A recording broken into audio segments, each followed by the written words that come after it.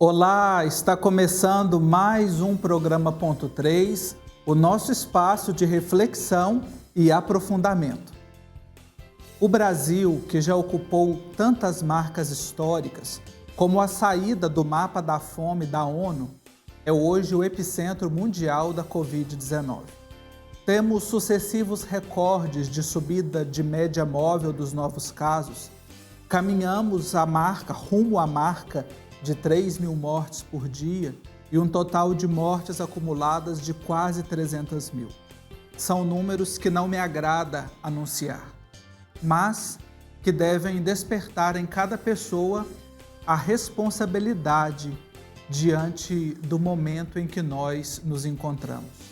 E para nós conversarmos sobre os rumos da pandemia diante deste momento, eu tenho a satisfação de receber aqui os nossos dois convidados para a nossa conversa. Conectada conosco desde Vitória, no Espírito Santo, a pesquisadora Ethel Maciel, doutora em epidemiologia, professora titular da Universidade Federal do Espírito Santo e presidente da Rede Brasileira de Pesquisa em Tuberculose. Ethel, muito obrigado mais uma vez pela sua participação aqui na Reflexão do Ponto 3. Obrigada, Marcos, pelo convite. É um prazer estar aqui, ainda que o momento seja de muita tristeza para todos nós. Verdade. E conectado conosco também, desde Belo Horizonte, o cientista social Frederico Santana Rick, coordenador de projetos do Vicariato Episcopal para a Ação Social e Política da Arquidiocese de Belo Horizonte. Fred, bem-vindo ao Ponto 3, muito obrigado pela sua participação. Obrigado, Marcos, é um prazer estar aqui para esse momento de conversa. Obrigado. Já vamos conversar com a Ethel e com o Fred sobre os rumos da pandemia, mas antes eu quero fazer um agradecimento a você que faz parte dessa família de amor, que mantém essa obra no ar. Muito obrigado pelo seu sim. Que o Pai Eterno continue abençoando você, a sua família e dando forças para seguirmos na luta nessa pandemia, nesse momento tão difícil que estamos vivendo.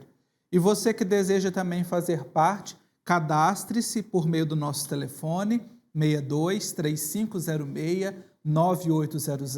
Esse número também é o WhatsApp, ou você pode também acessar o nosso portal na internet paieterno.com. Vamos lá então para a nossa conversa, os rumos da pandemia.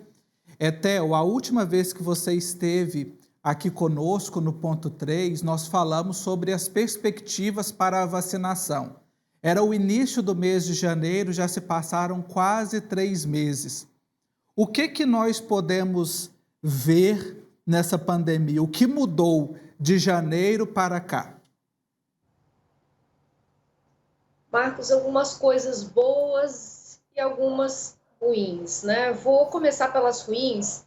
Nós colhemos os frutos da má gestão, né, que o governo federal vem fazendo dessa pandemia.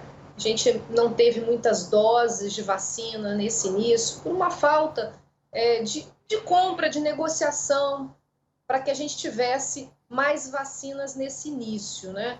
Nesse momento, nós estamos aí com um pouco menos de 6% da população vacinada. Estamos aí já caminhando para o final do mês de março, né?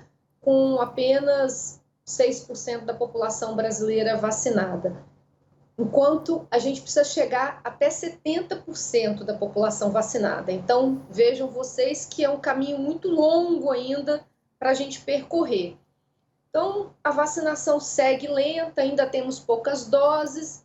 A boa notícia é que ontem, no domingo, né, houve a chegada de um pouco mais de 1 milhão de doses da AstraZeneca, daquele acordo que o Brasil fez com a OMS, na iniciativa COVAX, aquela iniciativa que a gente pode receber vacinas através do contrato com a OMS, que foi um contrato, inclusive, que a gente também fez uma crítica, porque o Brasil podia comprar até 50% de doses de vacinas e o Brasil só negociou 10%. Então, assim, a gente perdeu também uma oportunidade aí de termos mais doses. Então, as primeiras, pouco mais de 1 milhão, chegaram ontem, vão começar a ser distribuídas hoje. Então, é uma boa notícia, porque teremos mais doses. A outra boa notícia é que nós já estamos vendo uma diminuição no número de óbitos de pessoas acima de 80 anos, as pessoas que já receberam as vacinas.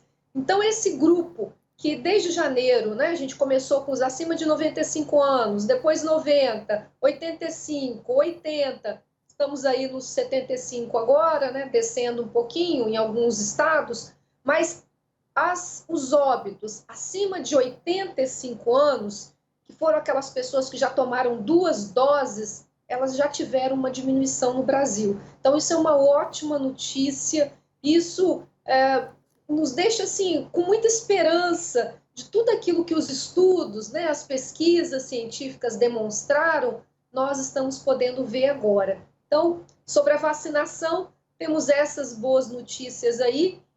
Uma última coisa, Marcos, sim. Ontem o Ministério, nesse final de semana, né, o Ministério da Saúde fez uma recomendação aos estados que aquelas doses que eles estavam guardando para dar a segunda dose para alguns idosos, que ele usasse essa semana, na primeira dose, de grupos de pessoas com 70 anos, 70 a 74, então ampliando um pouco a vacinação, porque ele já poderia garantir que na quinta-feira os estados estariam recebendo novas doses da Coronavac. Então, hoje, estados e municípios, né, começam a vacinação para esse grupo de 70 anos, o que é também uma boa notícia. Essa estratégia, ela divide um pouco a sociedade científica, porque você usar a segunda dose sem ter a garantia de que elas vão chegar, né, para as pessoas que já tomaram a primeira receberem a segunda, é sempre um estresse. Mas o governo agora garantiu que, nesse momento que a Fiocruz e o Butantan já estão com uma produção maior, que os estados e municípios poderiam utilizar, que até o final da semana mais doses chegariam.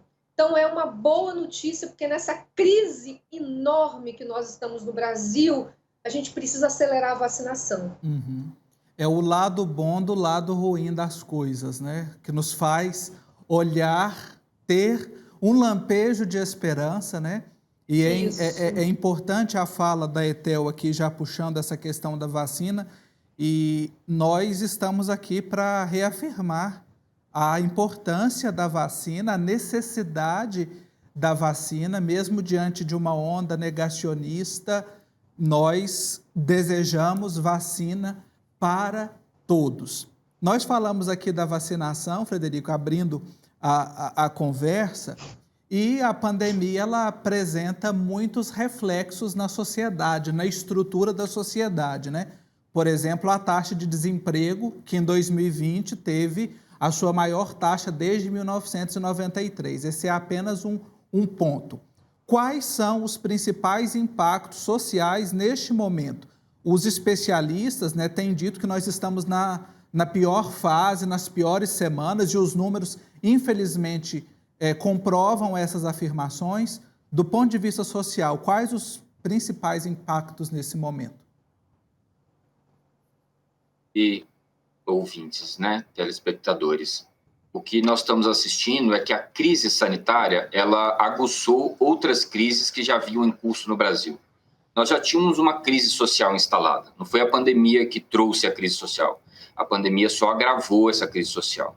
O Brasil já é um dos países mais desiguais do mundo, e com a pandemia, os números todos do ano passado mostram que cresceram o número de bilionários, né? Enquanto aumentou muito o número da extrema pobreza e da pobreza. Então, a pandemia trouxe esse outro reflexo, que é o aumento da desigualdade social. Nós já tínhamos em curso, pelo menos desde o afastamento da presidenta Dilma em 2016, um conjunto de medidas sendo aplicadas que é de retirada do Estado, diminuição do Estado, diminuição de políticas públicas, diminuição de políticas sociais.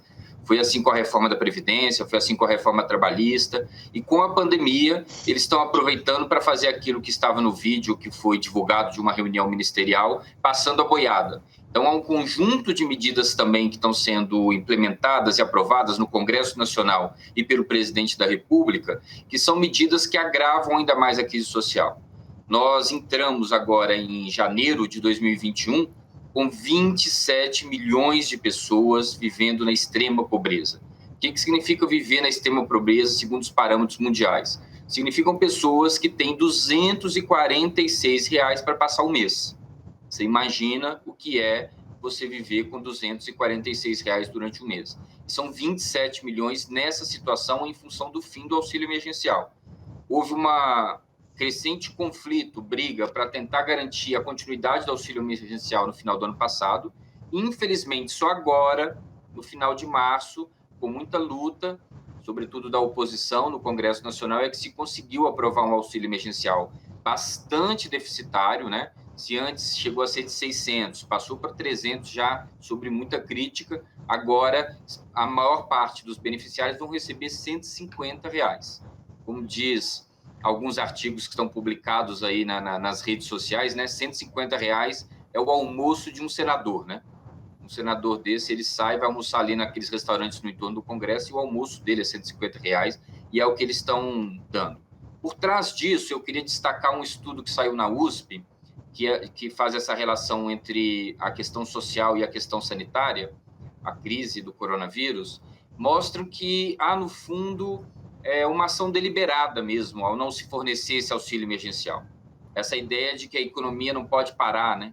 E essa ideia de que as pessoas não devem ficar em casa. E ao você não fornecer as condições sociais, econômicas, para que as pessoas permaneçam em casa, o que a gente assiste é isso, as pessoas sendo obrigadas a sair de casa, a se movimentarem. Então, o que parece ser uma questão econômica não é uma questão econômica, é uma questão política deliberada, né? Eu acho que esse é um grande impacto social que a gente está assistindo. E um outro impacto social decorrente da crise sanitária e da crise de saúde é a piora de todos os indicadores do Brasil. O Brasil, com esse índice de mortandade, chegando aí a quase 3 mil pessoas por dia, né? Tivemos o primeiro final de semana em que a gente teve mais de 2 mil mortes, que é um final de semana que costuma ter um registro menor em função de plantões, etc. Isso vai diminuir muito, por exemplo, a nossa taxa de vida, né? A taxa de idade no Brasil, né? Expectativa de vida. Expectativa de vida. E vai também fazer com que diminua um conjunto de outros indicadores de desenvolvimento humano, né? Houve um aumento exponencial de desigualdade em termos educacionais. Se a negação do acesso a uma educação de qualidade já era um problema que nós tínhamos anteriores, com um desnível muito grande entre quem pode pagar bons colégios e quem tem acesso à educação pública, que nem sempre consegue oferecer a melhor, com a pandemia isso se dificultou muito, né?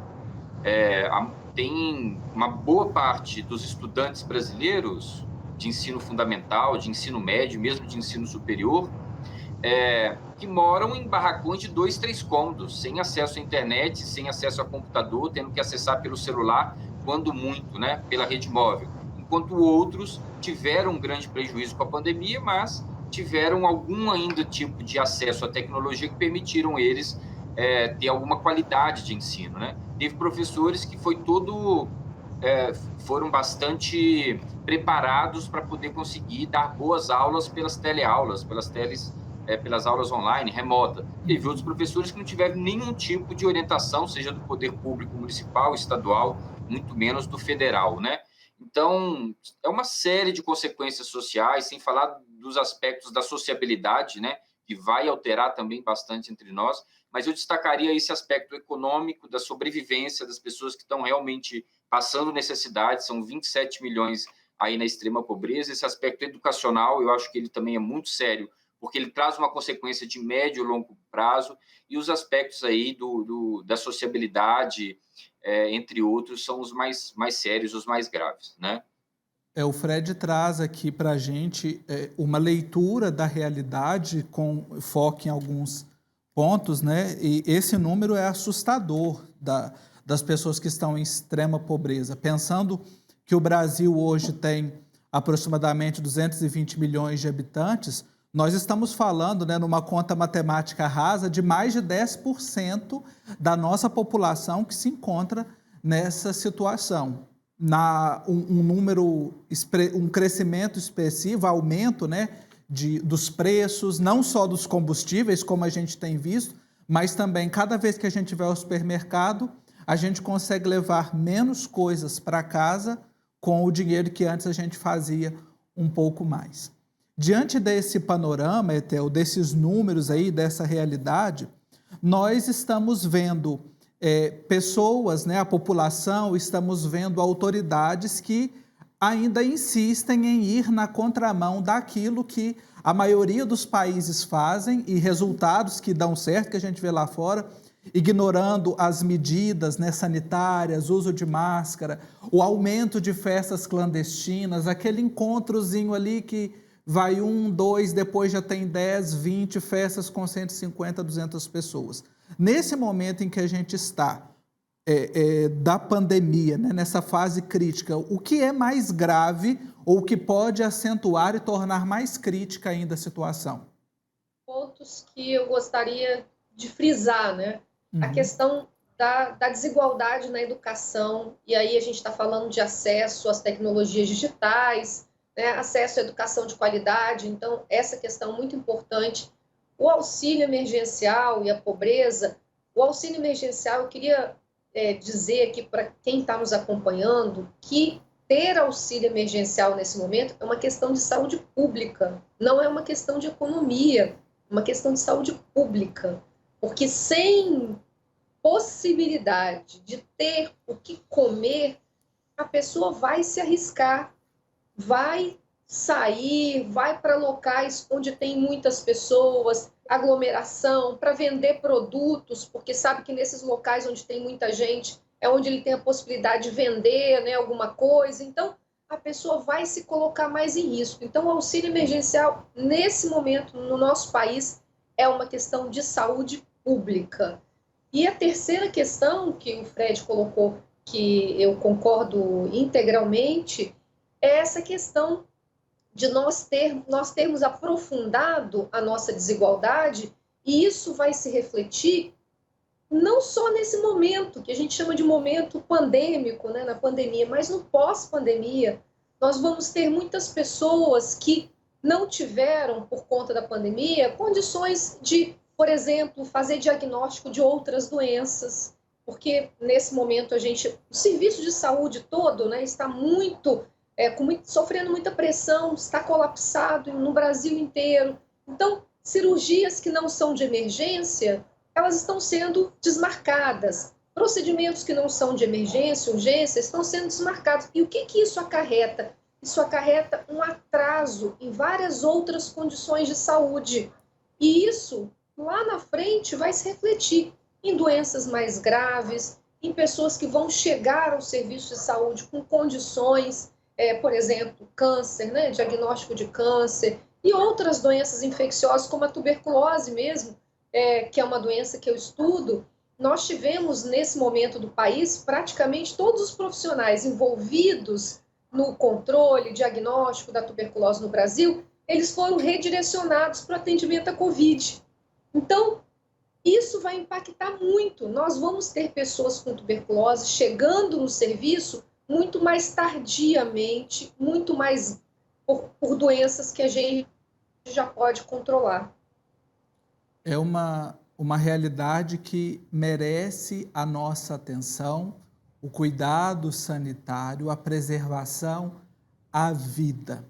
E eu queria trazer esse ponto agora, Fred, sobre o cuidado à vida, à saúde, puxando um aspecto que você trouxe na sua resposta anterior, né? Que é exatamente um discurso que é amplamente difundido, principalmente da parte do governo, dos seus apoiadores, que é o de salvar a economia.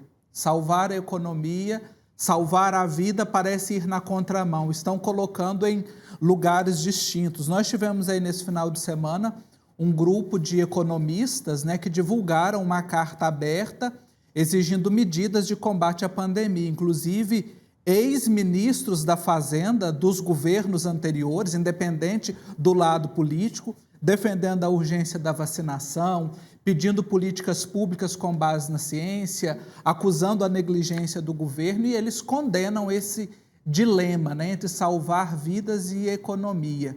Eu gostaria que você concentrasse nesse ponto para a gente. Esse discurso de salvar vidas e matar a economia é verdadeiro? É uma ótima pergunta, né? Porque há aí claramente uma falsa dicotomia. Na verdade, salvar vidas é salvar a economia, né? O primeiro país afetado pela pandemia, que foi a China, foi o país que teve o maior crescimento do seu PIB no ano passado. E não porque ele não adotou as medidas de distanciamento social e até lockdown em muitas regiões muito populosas, né? Ele foi o primeiro a sair da pandemia. Ele é o primeiro a registrar o fim das mortes pela pandemia e teve o maior crescimento do PIB do ano passado. Teve um PIB positivo na casa de 4,5%. Enquanto os países que negaram essas medidas orientadas pela ciência, do isolamento social, do uso de máscara, lockdown quando necessário, esses países estão até hoje com as suas economias em frangalhos. Esse manifesto que você mencionou, Marcos, é um manifesto muito interessante realmente, porque ali você tem economistas, não economistas que defendem neodesenvolvimentismo, políticas distributivistas, intervenção do Estado. São economistas que defendem o mesmo que o Paulo Guedes, o mesmo que o Bolsonaro tem defendido, ou seja, a ausência do Estado, o livre mercado, são economistas tidos como neoliberais. E eles também estão pedindo auxílio emergencial, por exemplo, com uma preocupação de saúde e com a economia, né? O auxílio emergencial no ano passado foi o verdadeiro responsável para a gente não ter um caos econômico muito maior. Não só um caos na vida das pessoas, passando fome e necessidade, mas na economia, porque o recurso do auxílio emergencial, ele é um recurso que movimenta a economia, que vai para a padaria, que vai para o supermercado, que vai para o verdurão, né? Ele vai, sobretudo, para a alimentação. 36% dos 68 milhões de brasileiros que receberam auxílio emergencial no ano passado utilizaram, foi a única fonte de renda que tiveram, né? E esse ano, vejam bem, além de ter diminuído o valor, não vão ser mais 68 milhões que vão receber, vão ser apenas 45 milhões, 20 milhões de pessoas ficaram de fora. Antes podia até 2 pessoas por família, agora vai ser uma única família. Então, é um auxílio emergencial meio que, como nós gostamos de dizer, né, para inglês ver, né? E com isso, o Brasil vai ficar atrás também do ponto de vista econômico. Nós já tivemos uma queda muito abrupta do PIB no ano passado, esse ano vai ser maior. Como eu disse no início, né, ela já seria uma crise que tendia a vir em função das medidas adotadas anteriormente, mas elas vão se aguçar ainda mais, porque os demais países, percebendo a crise sanitária, a crise de saúde pública, eles adotaram medidas de bastante aporte do Estado na economia. Veja o que o Biden está fazendo, né? Pacotes de trilhões e trilhões de dólares para reerguer a economia. No Brasil, apesar de ser essa necessidade, o Paulo Guedes não consegue funcionar com outra cabeça e continua propondo redução e enxugamento do Estado, né? E as privatizações, etc. Então, é uma ótima pergunta essa que você faz, porque ela aponta para uma questão muito importante. Não há essa dicotomia entre medidas de prevenção, de cuidado, de saúde e a economia. Uma coisa não prejudica a outra, ao contrário, as duas coisas caminham juntas e o que se está fazendo é prejudicando a economia na medida em que nós não temos vacina. Vê o Israel, que já está com quase 60% da sua população vacinada, e a previsão é que os investimentos todos se direcionem para lá, porque é um investimento que já não vai oferecer esse risco com a crise sanitária, né? Veja os Estados Unidos, que estão vacinando por dia quase a mesma percentagem, mesma quantidade de pessoas que nós vacinamos em 3 meses, né? Estão vacinando quase 5 milhões de pessoas por dia, apesar de não terem o sistema de saúde que nós temos estruturado, capilarizado, que teria essa mesma capacidade já instalada, né, sem necessidade de criar toda uma logística como os Estados Unidos teve que criar. Nós não temos isso porque se negou a vacina durante muito tempo, né? Se negou milhões e milhões de doses da vacina ao longo de todo 2020 porque se acreditava que não era esse o caminho ou porque se ideologizou a discussão porque a vacina vinha da China ou a vacina vinha da Rússia. Então, isso nos trouxe bastante prejuízo. Esperamos que as nossas autoridades públicas consigam pressionar o suficiente para a gente sair dessa situação e salvar vidas e salvar a economia. E quando você toca nesse ponto da vacinação, eu quero recordar uma fala da professora Etel Maciel na outra participação aqui no ponto 3, né, em que nós falamos especificamente da vacina, de pensar que nós estamos num país que é referência mundial de vacinação e de erradicação, não é, Theo, de doenças, e que agora está aí diante dessa situação tão calamitosa em que nós nos encontramos. Os rumos da pandemia precisam ser vistos sempre. Nós vamos acompanhando esse desenrolar, às vezes com notícias muito tristes, que nós não gostaríamos de dar. Abrir os jornais, abrir os portais e ver imagens que nós não imaginaríamos. Ou às vezes receber aquela mensagem pelo seu celular, dizendo que o seu amigo ou o seu familiar está na fila esperando por uma UTI ou que ele veio a óbito. É a realidade que nós estamos vivendo nesses dias. Não dá para a gente salvar a economia sem salvar vidas. Nós estamos diante de um crescimento das desigualdades e que precisa de eficiência pública. Não é o Estado mínimo que vai solucionar, não. É o fortalecimento do Estado e das políticas públicas, diante de tantas outras crises que foram aguçadas nesta pandemia.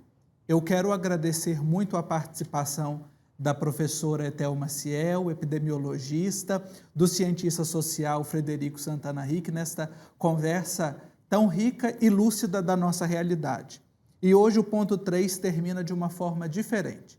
Eu quero ressaltar aqui 3 pontos importantes para nós neste momento: o uso da máscara, o uso do álcool em gel e o distanciamento social. E o programa de hoje termina em silêncio. Silêncio em respeito às famílias enlutadas, às tantas pessoas que perderam a sua vida e em solidariedade àqueles que acreditam na ciência, que acreditam na luta pela vida e que estão aí na luta de frente por um Brasil que possa sair logo, logo dessa situação. Muito obrigado pela sua companhia e até o nosso próximo programa.